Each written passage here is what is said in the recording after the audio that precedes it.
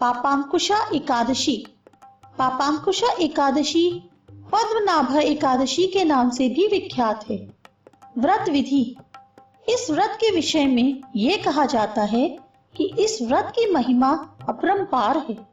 इस एकादशी व्रत में श्री विष्णु जी का पूजन करने के लिए धूप, दीप, नारियल और पुष्प का प्रयोग किया जाता है। दशमी तिथि के दिन से ही व्रत के सभी नियमों का पालन करना चाहिए। दशमी तिथि के दिन 7 धान्य अर्थात गेहूं, उड़द, मूंग, चना, जौ, चावल और मसूर की दाल का सेवन नहीं करना चाहिए, क्योंकि इन 7 धान्यों की पूजा एकादशी के दिन की जाती है। दशमी तिथि के दिन झूठ नहीं बोलना चाहिए और किसी का अहित नहीं करना चाहिए।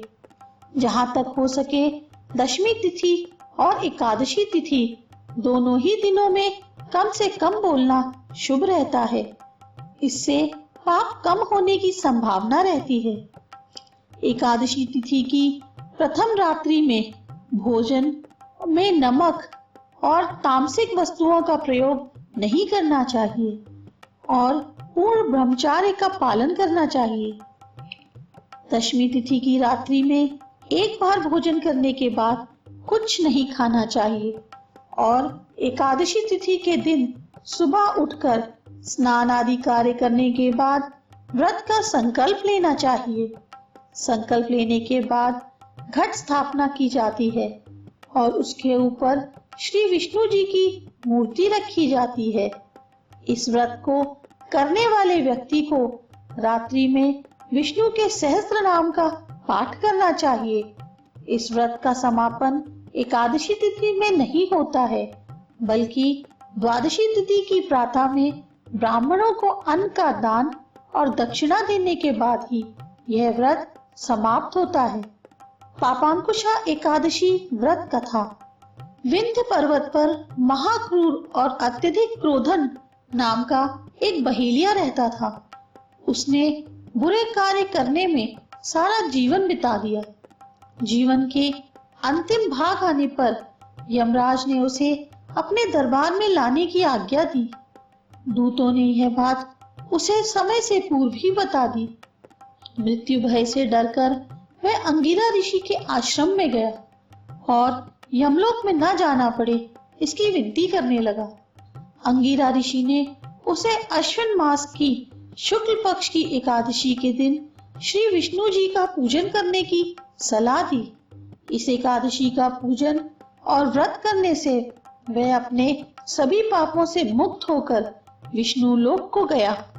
पापांकुशा एकादशी व्रत फल। इस एकादशी के दिन मनोवांछित फल की प्राप्ति के लिए श्री विष्णु भगवान की पूजा की जाती है। इस एकादशी के पूजन से व्यक्ति को स्वर्ग लोक की प्राप्ति होती है।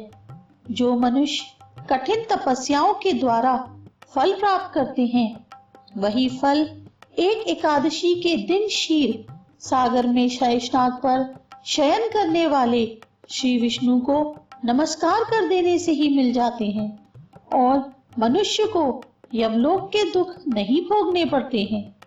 पापांकुशा एकादशी के फलों के विषय में कहा गया है कि 1000 अश्वमेध और 100 सूर्य यज्ञ करने के फल इस एकादशी के फल के 16वें हिस्से के बराबर भी नहीं होते हैं। अर्थात इस एकादशी व्रत के समान अन्य कोई व्रत नहीं है। इस एकादशी का व्रत करने से मनुष्य को स्वस्थ शरीर और सुंदर जीवन साथी की प्राप्ति होती है। इसके अतिरिक्त जो व्यक्ति इस एकादशी की रात्रि में जागरण करता है, उन्हें बिना किसी रोग के स्वर्ग मिलता है। यह एकादशी उपवासक के मातृपक्ष के 10 और पितृपक्ष के 10 पितरों को विष्णु लोक लेकर जाती है।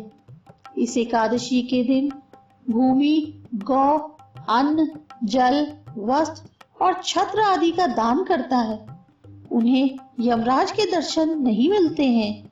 इसके अलावा जो व्यक्ति तालाब, बगीचा, धर्मशाला, प्याऊ, अन्न क्षेत्र आदि बनवाते हैं, उन्हें पुण्य फलों की प्राप्ति होती है। धर्म करने वाले को भी सुख मिलते हैं।